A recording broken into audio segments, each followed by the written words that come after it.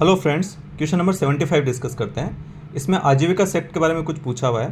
तो इस क्वेश्चंस के थ्रू मैं आपको ये बताना चाह रहा हूँ कि कुछ स्टेटमेंट ऐसे होते हैं जो जनरल नेचर के होते हैं। वो स्टेटमेंट यूजुअली सही ही होते हैं, उनके गलत होने के चांसेस बहुत कम हैं। जैसे आप इसका स्टेटमेंट डी देखो, द आजीविकास हैड रेगुलर सभास फॉर द मीटिंग्स।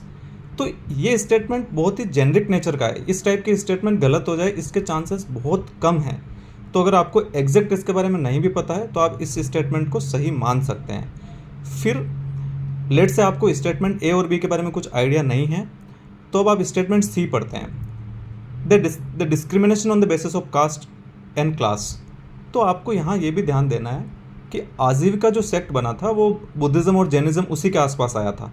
तो ब्राह्मणिज्म के अगेंस्ट आया था वो सेक्ट। अगर आपको इतना भी पता है इस चीज़ का तो आप बोल सकते हैं कि वो कास्ट डिस्क्रिमिनेशन नहीं करता था।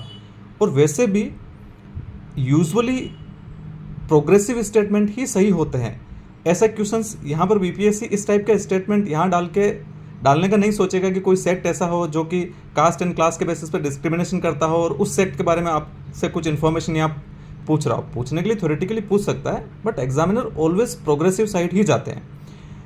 तो the discrimination on the basis of caste and class, आप ऐसे सोच के भी इस स्टेटमेंट को गलत मान सकते हैं। और अगर किसी को ये पता है कि आजीविका सेक्ट ब्राह्मणिज्म के अगेंस्ट आया था, ये जैनिज्म और बुद्धिज़्म के आसपास का सेक्ट है, उसी टाइम के अराउंड आया था ये सेक्ट, तो अपन लोग बोल सकते हैं कि कास्ट बेसिस पे उसमें डिस्क्रिमिनेशन नहीं था बिकॉज वो ब्राह्मणिज्म के अगेंस्ट था।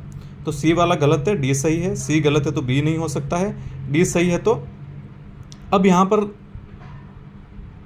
इसमें ए और सी में से दोनों ही हो सकते हैं बिकॉज ए डी दोनों में है। तो एक्चुअली आई थिंक इसमें बीपीएससी ने मोर than one of the above इसको कंसिडर करेक्ट किया होगा। तो बट जस्ट मैं ये बता रहा हूँ कि सी और डी के थ्रू आप ये पता कर सकते हैं कि सी जनरल स्टेटमेंट है। इस टाइप का स्टेटमेंट आपको कहीं पे भी दिख जाए तो वो जनरली करेक्ट ही होता है और सी वाला रॉन्ग है। तो सी रॉन्ग है, डी करेक्ट है। तो अब अपने पास ए और सी दोनों बच गया। तो अब ए और डी स्टेटमेंट तो एनीवे करेक्ट है। अब स्टेटमेंट आके बी पे रुकता है, नियति।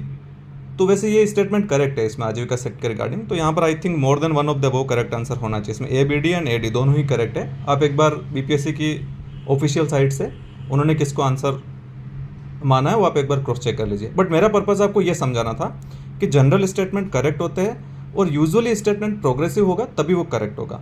तो यहाँ पर इस टाइप का स्टेटमेंट जो डिस्क्रिमिनेशन ऑन द कास्ट की बात करो वो यूजुअली गलत ही होता है। और अगर आपको पता है कि आजीविका सेक्ट आया ही ब्राह्मणिज्म के अगेंस्ट था तब तो डेफिनेटली ये स्टेटमेंट गलत ही होगा। वीडियो देखने के लिए थैंक यू।